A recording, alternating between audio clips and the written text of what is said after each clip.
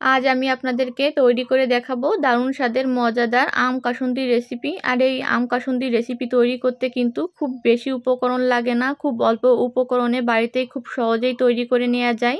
আম কাসুন্দি তৈরি করার জন্য আমি এখানে নিয়েছি কাঁচা আম, আর কাঁচা আমগুলো ভালো করে খোসা ছাড়িয়ে ধুয়ে নিয়েছি। এবার গ্রেটার দিয়ে গ্রেট করে নেব।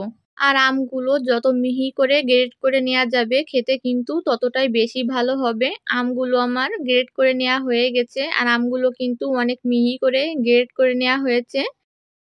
এবার বেটে নেব সর্ষে। আর সর্ষেগুলো কিন্তু আমি আগেই ভালো করে ধুয়ে রোদে ভালো করে শুকিয়ে নিয়েছি। এবার সর্ষেগুলো বেটে নেব। আর বেটে নেওয়ার সময় কিন্তু কোনো জল দেয়া যাবে না, জল ছাড়াই কিন্তু সর্ষেগুলো ভালো করে বেটে নিতে হবে। সর্ষেগুলো ভালো করে বেটে নেওয়া হয়ে গেছে, আর কতটা মিহি করে বাটা হয়েছে আপনারা দেখলেই বুঝতে পাচ্ছেন। আম কাসুন্দি তৈরি করার জন্য সর্ষের পরিমাণ কিন্তু ঠিক হতে হবে। সর্ষের পরিমাণ যদি কম হয়ে যায় তাহলে খেতে ভালো হবে না, আবার সর্ষের পরিমাণ বেশি হলেও কিন্তু খেতে ভালো হবে না। এবার দিয়ে দেবো স্বাদমতো লবণ, আর দিয়ে দেবো হাফ চা চামচ হলুদ গুঁড়া, আর দিয়ে দেবো হাফ চা চামচ মরিচের গুঁড়া। এবার দিয়ে দেবো বেটে রাখা সর্ষে। এবার সব কিছু হাত দিয়ে ভালো করে মাখিয়ে নেব।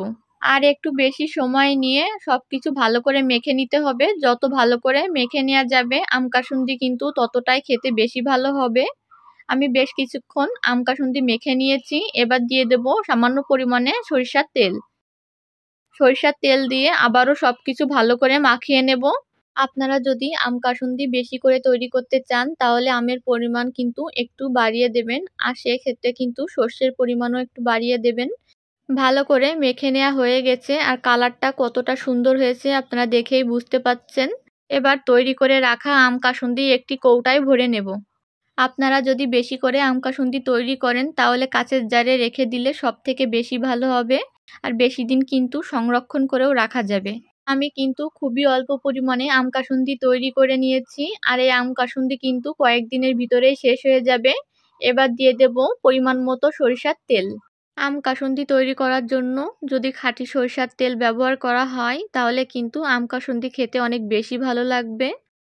এবার কাসুন্দির সাথে তেলটা ভালো করে মেশাতে হবে। আমি একটি চামচের সাহায্যে ভালো করে তেল মিশিয়ে নেব। তেল ভালো করে মিশিয়ে নেওয়ার সাথে সাথেই কৌটার মুখ ভালো করে বন্ধ করে দেব।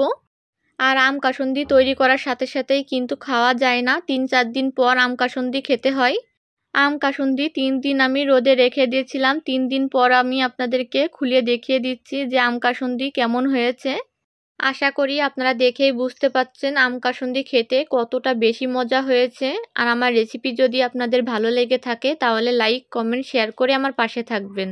আজকের মতো এখানেই বিদায় নিচ্ছি। সবাই ভালো থাকবেন, সুস্থ থাকবেন।